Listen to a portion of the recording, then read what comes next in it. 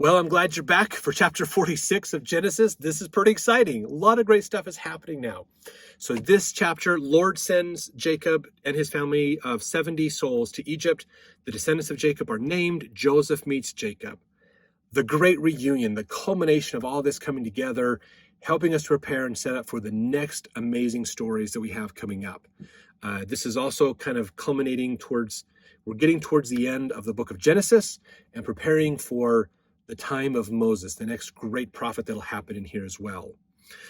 So as we get talking here, verse 1, and Israel took his journey with all that he had and came to Beersheba and offered sacrifices unto the God of his father Isaac.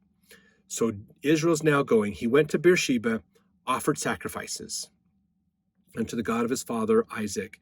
So he is paying his obeisance. Oh, thank you so much, God, for helping us out. This is wonderful. And God spake unto Israel in the visions of the night and said, Jacob, Jacob. And he said, Here am I.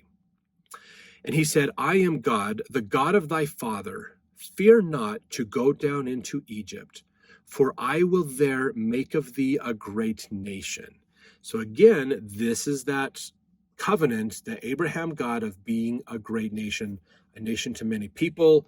This is being renewed again. Jacob's being told, go, this is the plan. Here's what we're going to do. I will go down with thee into Egypt, and I will also surely bring thee up again. And Joseph shall put his hand upon thine eyes. So that's verse 4, basically. He's telling him, go into Egypt.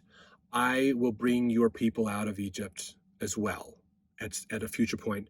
So he's already told that could be where that promised blessing came, where everybody said there's a prophecy that we are going to be brought up, because Jacob, father Israel, was told in this vision that this would happen. So there's a little seed being planted that's going to fan that hope and faith in Israel for hundreds of years, preparatory to Moses. How cool is that?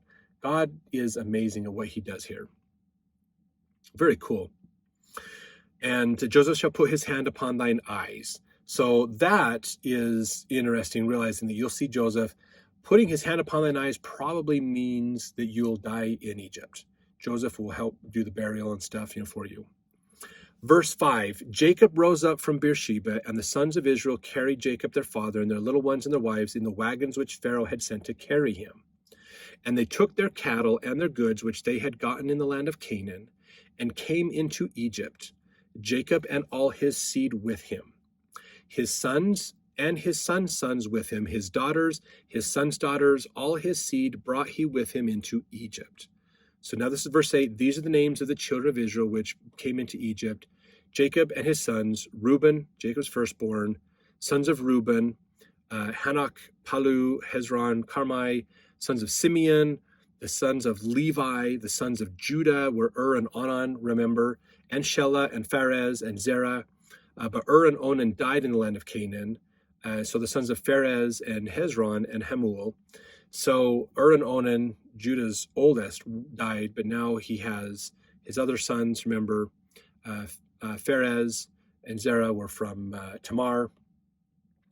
And the sons of Issachar, the sons of Zebulun, verse 15, these be the sons of Leah, which she bare unto Jacob in Paddan Aram, and with his daughter Dinah, and all the souls of his sons. Verse 16, the sons of Gad, now we're into Gad, and the sons of Asher, the sons of Zilpah, whom Laban gave to, those are the sons of Leah, who Laban gave to Leah his daughter. These she bare unto Jacob, 16 souls. So they're going through explaining the genealogy and the heritage and they're kind of pulling that together again. They do this every once in a while in the Old Testament. Verse 19, the sons of Rachel, Jacob's wife, Joseph and Benjamin. And unto Joseph in the land of Egypt were born Manasseh and Ephraim, which Asenath, the daughter of Potipharah, priest of On, bare unto him. Now remember, Asenath is, you can look her up in the Bible dictionary to learn a little bit more. Remember, she is the daughter of a priest of Heliopolis. She's a descendant of Ham. Okay. On is another name for Heliopolis. So you can look up Heliopolis. It's on the map. You can look it up and see it.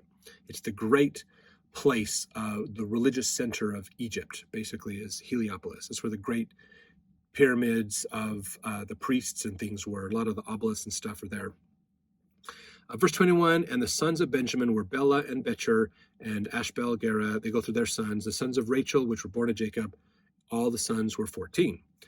And the sons of Dan, the sons of Naphtali, are the sons of Bilhah, which Laban gave unto Rachel his daughter. And all the souls came with Jacob into Egypt, which came out of his loins, besides Jacob's sons' wives. All the souls were 66. So eventually they had about 70, because in Joseph, the sons of Joseph were born in Egypt, which were 2 souls, the souls of the house of Jacob, which came 10. So it's around about 70 some odd people that are in this family, basically. Verse 28, he sent Judah before him unto Joseph to direct his face unto Goshen. And they came into the land of Goshen. You can look up Goshen in the Bible dictionary. A little bit we learned from Hugh Nibley on here.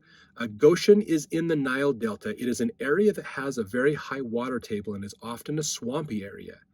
In Egyptian history, there were a group of Semites called the Hyksos that lived in the delta around the 13th dynasty and ruled Egypt in the 15th dynasty after the 14th dynasty collapses. It was a foreign people ruling Egypt. This is the second intermediary period of Egypt, if I remember right. Scholars don't believe it was Israel, but there are a lot of similarities in the stories. So one thing that's important to look at when you look at understanding the stories of Israel in Egypt is there honestly isn't a lot there that gives us ideas. Yes, we understand, Potiphar is a high priest at Heliopolis. We know that. A lot of the traditions and ideas that we get in these stories are actual Egyptian traditions and stories. Goshen is an actual place. And like he says, there is a group of people, the Hyksos, that live there. So is that the Israelites? We don't know. We don't know for sure. It's interesting, though, just keep that in mind for these future chapters of when you start to understand, why did the Egyptians hate the Israelites? Okay, not only did the Israelites, if you remember from the last chapter, the Israelites, or 2 chapters ago, no, it was last chapter, sorry, it's in 45, that the Egyptians thought the Israelites were blasphemous because they ate cows, and cows were sacred to the Egyptians. So that's going to cause some animosity and problems there as well. But that could be part of it, but maybe there's more to that. So just keep that in your mind as we move forward as to what happens with these people.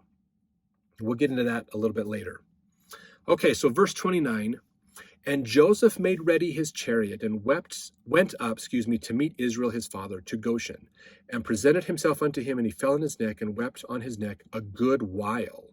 Now, out of all the times that we've heard Joseph falling upon somebody's neck and weeping, okay, we heard he did it to Benjamin, and then he eventually did it to all of his brothers. It never said a good while.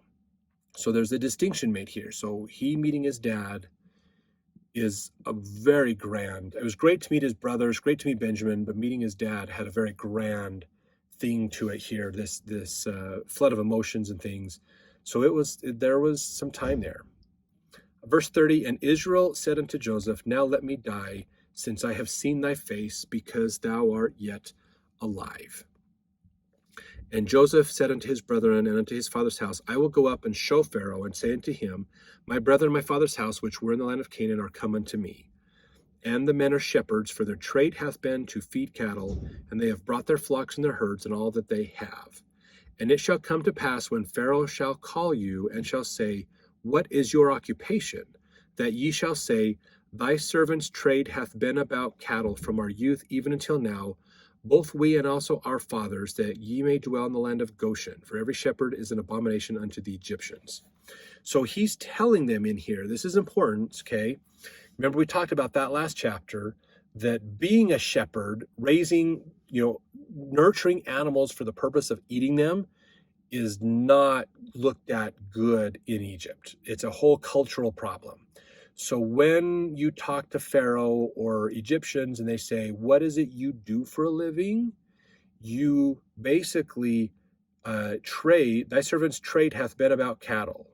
So we deal in cattle, but we don't shepherd the cattle. We don't eat them. So he's trying to let them know, guys, this is a cultural thing. Don't you're in Egypt. You need to kind of follow their customs and kind of go along with some of this stuff. So don't tell them that you are a herdsman of cattle, because they'll be like, oh, that's terrible. So it's not going to go well for you, basically. So just so you know, don't do that. You can say we raise cattle or we trade in cattle, but that's it. Because somebody has to raise the cattle that the Egyptians use for their sacrifices and their opportunities to represent the Apis bowl and other things in Egyptian rituals. So maybe the Israelites won't eat their cattle anymore, but they will sell their cattle to Egypt to be used for the Apis bowl and those kinds of things as well. So could be good, could be some opportunities for them there. So some interesting things, not a ton in chapter 46, but a few interesting things we get to learn to give us a little bit of insight into what's going on. So let's jump on to 47 to learn more about what happens next.